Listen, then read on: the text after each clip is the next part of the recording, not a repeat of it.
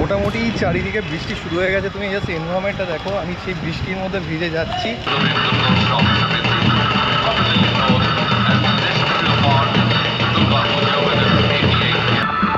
দেখো মোটামুটি সবাই যাচ্ছে।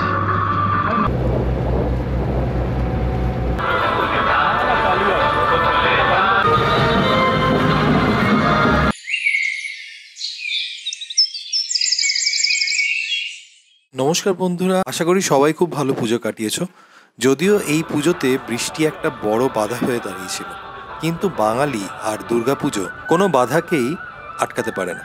শুভ বিজয়া সবাইকে জানিয়ে আজকের ব্লগটা স্টার্ট করতে চলেছি। আজ আমি এসেছি কলকাতার এক অনন্য উৎসব দুর্গাপূজা কার্নিভাল 2025 রেড রোডে। তবে একটা কথা, আমার কাছে কোনো পাস নেই। শুনেছি যে এবছরে 20,000 লোকের পাস নাকি অ্যারেঞ্জ করা হয়েছিল, কিন্তু সত্যি বলতে আমি তোমাদের মতনই সাধারণ মানুষ, তাই সাধারণ হয়ে অসাধারণ হওয়ার কোনো ইচ্ছা নেই। বেরিয়ে পড়েছি খবরগুলোর মতো, যেটুকু দেখতে পাবো নিজের ক্যামেরাবন্দি করে তোমাদের সাথে শেয়ার করি। যেহেতু কার্নিভাল, তাই অ্যাজ ইউজুয়াল আজ রোড ব্লগ, তাই একটু অন্যভাবে যাওয়ার চেষ্টা করি। চলে এলাম হাওড়ায় লঞ্চঘাট। ওখানে গিয়ে দেখি তো বিশাল ভিড়। বাপরে, ওয়েদারটা এত রোম্যান্টিক লাগছিল, তোমাদের সাথে শেয়ার না করে পারলাম না। তোমরা কিন্তু অবশ্যই ভবিষ্যতে হাওড়া টু বাবুঘাট লঞ্চটা চড়ো, ভাড়া মাত্র 6 টাকা। মোটামুটি চারিদিকে বৃষ্টি শুরু হয়ে গেছে। তুমি জাস্ট এনভায়রনমেন্টটা দেখো, আমি সেই বৃষ্টির মধ্যে ভিজে যাচ্ছি, কারণ অলরেডি ভিজে গেছি। আর কিছু করার নেই। আমার পেছনেই রয়েছে বাবুঘাট, এবং কি অসাধারণ সুন্দর লাগছে। আমি প্রথমবার জাস্ট কি বলবো, মানে বলার কোনো জায়গা নেই, কারণ পুরোটা বুঝতে পারছো যে কীভাবে ভিজছি আর তার মধ্যে এইভাবে হাঁটছি। Just awesome. Stay tune. চলো। ভয়ঙ্কর রাস্তা, ঠিকভাবে যাচ্ছি, পুরো কাদায় ভর্তি হয়ে গেছে পা।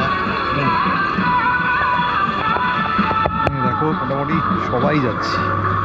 9টার আগে 10টার আগে বেরোনো যাবে না এখান থেকে, আবার নয়তো ঘুরতে হবে।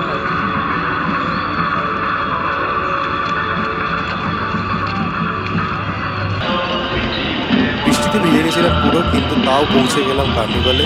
এত সুন্দরভাবে এটা অর্গানাইজ করা হয় যে সত্যি খুব ভালো লাগে।